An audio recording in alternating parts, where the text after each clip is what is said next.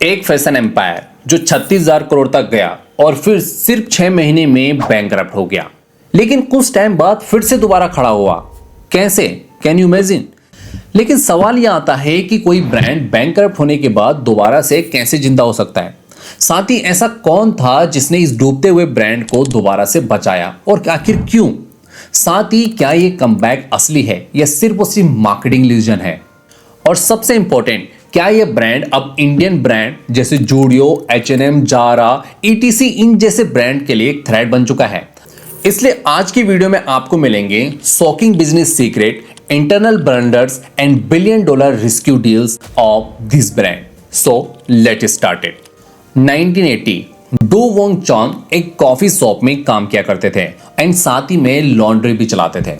उनकी immigration life काफी ज्यादा टफ थी, लेकिन उनका सपना काफी बड़ा था, जिस वजह से 1984 में उन्होंने अपनी वाइफ जिनसुक के साथ मिलकर लॉस एंजलिस में एक छोटा सा 900 स्क्वायर फीट का स्टोर खोला, जिसका नाम उन्होंने रखा फैशन 21। पहले महीने में ही उनकी सेल पहुंच चुकी थी $7 लाख की।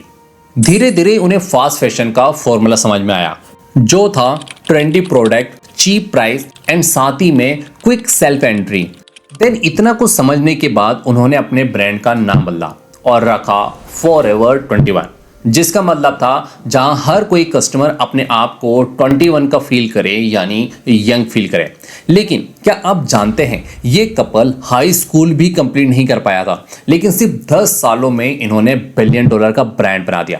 सवाल आता है कि आखिर कैसे एक इमिग्रेशन कपल अमेरिका के फैशन लैंडस्केप को हिला के रख देते हैं। तो चलिए इनके बिजनेस को समझते हैं। फर्स्ट इनकी राइज जर्नी से उसको डिकोड करने की कोशिश करते हैं, जिसमें सबसे फर्स्ट आता है मॉल कल्चर का बूम और साथ ही में यूथ फोकस ब्रांडिंग ने फॉरएवर 21 को ईयर 2020 का सुपरस्टार बना दिया। साथ ही में फॉरएवर ने जारा एंड H&M से पहले अल्ट्रा फास्ट फैशन का कॉन्सेप्ट लाए, जिससे उन्हें काफी हेल्प मिली। 2010 तक फॉरएवर 21 के पास 800 प्लस स्टोर थे और उनका रेवेन्यू था $4.4 बिलियन का, और साथ ही हर बड़े मॉल में उनका अपना mega store.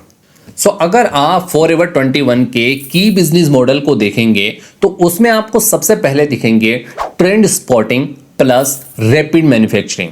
Second, cheap overseas labour, जो कि मोस्टली उन्हें मिलती थी एशिया से, जिससे उनके एक्सपेंसेस कम होते थे एंड प्रॉफिट ज़्यादा होते थे। एंड थर्ड था वीकली इन्वेंट्री रिफ्रेश। जी हाँ, वीकली बेसिस पे अपनी इन्वेंट्री को क्लियर करना, जिससे उन्हें काफ़ी ज़्यादा हेल्प मिलती थी। आप देखेंगे फॉरएवर 21 ने एक साल में 600 प्लस से ज़्यादा के स्टाइल लॉन्च किए, यानी ऑलमोस्ट 2 नए design per day. Can you imagine? लेकिन सवाल आता है, जब सब कुछ परफेक्ट लग रहा था, जैसे बिजनेस मॉडल से लेके प्रॉफिट, सेल्स, तो प्रॉब्लम कहां थी और कैसे आई? देन 2015 के बाद गेम बदलने लगा। मॉल्स में फुटफॉल कम होने लगा और कस्टमर ऑफलाइन की जगह ऑनलाइन शिफ्ट होने लगे। जारा और H&M भी डिजिटल और मोबाइल फर्स्ट स्ट्रेटेजी अडॉप्ट कर चुके थे। इवन सिन ने ग्लोबल डिस्टर्बेंस को हिला दिया था, लेकिन फॉरएवर 21 स्टिल स्टक इन 2005। जी हाँ, अगर आप उनकी मेजर प्रॉब्लम को देखेंगे, जिसमें फर्स्ट आता है पुअर डिजिटल परचेंस। जब सब डिजिटल शिफ्ट हो रहा था, तब फॉरएवर वही अपने पुराने तरीके पे रुका हुआ था, न वेबसाइट न मोबाइल ऐप। तो सोचो ऐसा क्यों नहीं होता? साथ ही में नो डेटा बैक इन्वेंट्री और ना ही चेंजेस को टारगेट करना। फॉरएवर सब कुछ मिस कर रहा था, जिसकी वजह से 2016 तक फॉरएवर 21 के पास अपनी मोबाइल ऐप ही नहीं थी, जबकि उस टाइम तक सिन सिर्फ अपने मोबाइल ऐप से $1 बिलियन कमा रहा था। इसलिए लोग क्वेश्चन करते हैं कि जब दुनिया ऑनलाइन थी तो फॉरएवर ने अपनी आंखें क्यों बंद कर रखी थी, जिसका उसे इतना नुकसान उठाना पड़ा, और साथ ही में बैंकरप्सी भी। फॉरएवर की एक्सपेंशन की भूख ने ब्रांड को खोखला कर दिया था। फॉरएवर ने हर सिटी, हर कंट्री में स्टोर खोले, इवन जहां डिमांड नहीं थी वहां भी स्टोर खोले, जो उनकी अभी तक की सबसे बड़ी मिस्टेक्स में से एक थी। और साथ ही में कुछ और मेजर मिस्टेक्स भी थी, जैसे ओवर एक्सपेंशन जो हमने देखा, साथ ही में high rental space, unsold inventory pileups, साथ ही में कॉपीराइट केसेस जैसे आरियाना ग्रैंड एडिडास, पूमा जैसे ब्रांड्स हैं, साथ ही 500 मिलियन प्लस का डेट, जिस वजह से ईयर 2019 में उन्होंने चैप्टर 1 बैंकरप्सी फाइल कर दी। साथ ही में 350 प्लस स्टोर बंद कर दिए, जिस वजह से 30,000 प्लस से ज़्यादा की जॉब कट हो गई और इंडिया एंड यूरोप से उन्हें एग्जिट भी करना पड़ गया। और यही नहीं, यूएस में एक साल में 178 स्टोर बंद हुए, यानी हर 2 दिन में एक फॉरएवर 21 का स्टोर क्लोज हो रहा था। इसलिए सवाल उठना लाजमी है कि एक सक्सेसफुल ब्रांड अपनी ही सक्सेस का शिकार कैसे बन गया। लेकिन देन आता है 2020, जब ऑथेंटिक ब्रांड ग्रुप ने फॉरएवर 21 को एक्वायर किया, वो भी सिर्फ $81 मिलियन में। जिसके बाद एबी ग्रुप के नए प्लान थे, जैसे small format store, e commerce first, TikTok marketing, Gen Z's collabs और सबसे इंपॉर्टेंट सिन के साथ पार्टनरशिप, जिसमें cross platform inventory testing, dual branding, साथ ही सिन यूजर को फॉरएवर 21 के प्रोडक्ट्स का मिलना।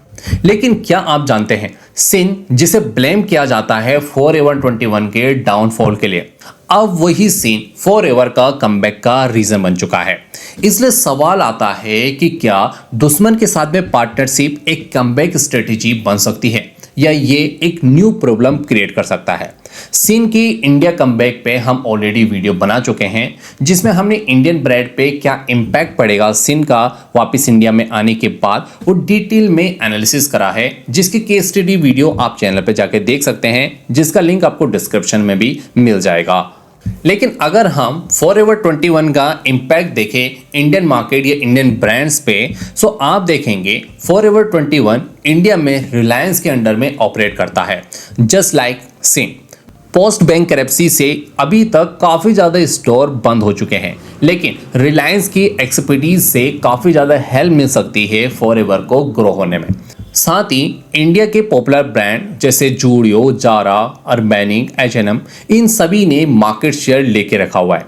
लेकिन अगर ये सही लोकेशन, सही फैशन, सही क्लॉथ को सही टाइमिंग के साथ में डिलीवर कर पाते हैं, तो ये भी कहीं ना कहीं इंडियन मार्केट में अपनी एक अच्छी खासी पोजीशनिंग बना सकते हैं।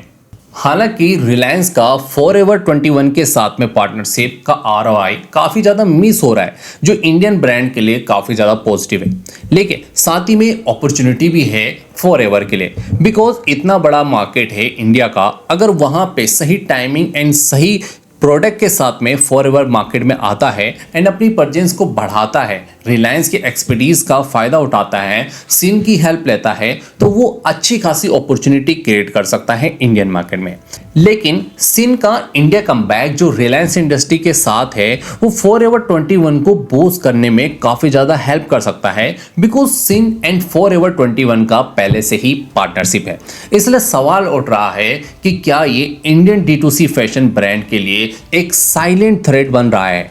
लेकिन अगर आप फॉरएवर 21 के फाइनेंशियल्स को देखेंगे तो आपको थोड़ा सा शॉकिंग लगेगा, बिकॉज 2015 में $4.4 बिलियन का रेवेन्यू था यहाँ पे फॉरएवर का, जो 2019 में $2.5 बिलियन का था जब इनका बैंकरप्सी भी आई थी।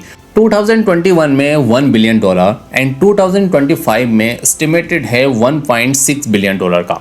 साथ ही में कैश फ्लो पर भी इनका अच्छा खासा फोकस है, जिसमें इन्होंने fewer store for better margin पे फोकस करा है। इसीलिए अभी तक का सबसे बड़ा डाउटफुल क्वेश्चन यही है कि क्या यह कमबैक परमानेंट है या टेम्पररी हाइप है। लेकिन इसका आंसर जो हमें आने वाले फ्यूचर में पता चल ही जाएगा। लेकिन अभी आपके लिए यहाँ पे टॉप 5 बिजनेस लेसन है जो फॉरएवर 21 की इस केस स्टडी से सीखने को मिलते हैं, जिसमें लेसन नंबर 1 आता है over expansion is equal to silent suicide. जी हाँ, हमने देखा फॉरएवर के केस में कि किस तरह से उन्होंने जितना ज़्यादा एक्सपेंशन किया, ऐसी जगह पे स्टोर खोले जहाँ पे की डिमांड ही नहीं थी, एंड उसका रिजल्ट देखने को मिला हमें बैंकरप्सी। लेसन नंबर 2 आता है fast fashion need faster revolution. अगर आप फास्ट फैशन बिजनेस में हैं तो आपको अपनी एक्शन को और ज़्यादा फास्ट करना होगा, आपको नई नई टेक्नोलॉजी को अडॉप्ट करना पड़ेगा। लेसन नंबर 3 आता है री इन्वेंशन ग्रेटर देन रेपुटेशन। देखो, आपके अभी मार्केट में जो भी रेपुटेशन है, चाहे वो 100 स्टोर की हो, 10 स्टोर की हो, 5 स्टोर की हो, चाहे 1 स्टोर की हो। लेकिन जब तक आप री इन्वेंशन नहीं करते हैं, नए प्रोडक्ट्स मार्केट में नहीं लाते हैं, नई सर्विसेज नहीं लाते हैं, सो आपकी रेपुटेशन वही रहेगी या हो सकता है उससे डाउन चली जाए, लेकिन उससे ऊपर नहीं जाएगी। इसलिए आपको री इन्वेंशन करना पड़ेगा, एक्सपेंड करना पड़ेगा अपनी प्रोडक्ट की क्वालिटी, अपनी प्रोडक्ट की ग्रोथ को, उसकी वैरायटी को कंटिन्यू आपको इंक्रीज करना पड़ेगा। लेसन नंबर 4 आता है digital DNA greater than physical presence. जी हाँ दोस्तों, हमने देखा जो फॉरएवर का सबसे बड़ा फॉल होने का रीजन था वो था उनका नॉट एडॉप्शन ऑफ डिजिटलाइजेशन। हमने देखा कि वो डिजिटली नहीं गए, उन्होंने ना तो मोबाइल ऐप का यूज करा, ना ही वेबसाइट का यूज किया, ना ही जेनजीज को टारगेट किया। वो अपने पुराने 2005 की बिजनेस मॉडल पे ही बने रहे, जिस वजह से उन्हें काफी ज्यादा नुकसान हुआ। सो अगर अभी भी पुराने मॉडल को यूज कर रहे हैं, पुराने तरीकों को यूज कर रहे हैं, तो आपको उन्हें आज ही अपग्रेड करना पड़ेगा। बिकॉज अगर आप जितना डिले करते चले जाएंगे उतना आपके लिए नुकसानदायक होने वाला है। इसलिए आपको टेक्नोलॉजी को अडॉप्ट करना है एंड उसे आज ही अपने बिजनेस में इंप्लीमेंट करना है। लेसन नंबर 5 आता है कोलैबोरेट टू सर्वाइव। हमने देखा फॉरएवर ने सिन के साथ में पार्टनरशिप करी, देन दोबारा से मार्केट में सर्वाइव करे, बिकॉज ये वही सिन है जिसकी वजह से हमें फॉरएवर का फॉल आते हुए देखने को मिला। लेकिन वही कहावत कि मरता क्या नहीं करता, इसलिए ध्यान में रखो, सर्वाइव के लिए अगर आपको कोलैबोरेट भी करना पड़े तो आपको कोलैबोरेट करना चाहिए, जिससे आपके लिए पॉजिटिव होने वाला है। इसीलिए आज के D2C ब्रांड अगर सोशल मीडिया, मोबाइल ऐप या जेनजीज को टारगेट नहीं कर पाते हैं तो उनका फ्यूचर भी फॉरएवर 21 बन सकता है। इसलिए हमने देखा कि एक इमिग्रेंट कपल जो जीरो से शुरू करके $1 बिलियन तक गया, फिर सब कुछ हाथ से गया, फिर भी वो हार नहीं मानते, इवन बैंकरप्ट तक हुए, लेकिन बैंकरप्सी के बाद भी ब्रांड जिंदा रहा। Forever 21 is not dead, it's reborn, लेकिन इस बार अलग और स्मार्टर वे में। सो कमेंट करो, आई विल री इन्वेंट, अगर आप भी जीरो से शुरू करने के लिए रेडी हो। और ऐसी ही मोर रियल बिजनेस स्टोरीज के लिए चैनल को सब्सक्राइब करना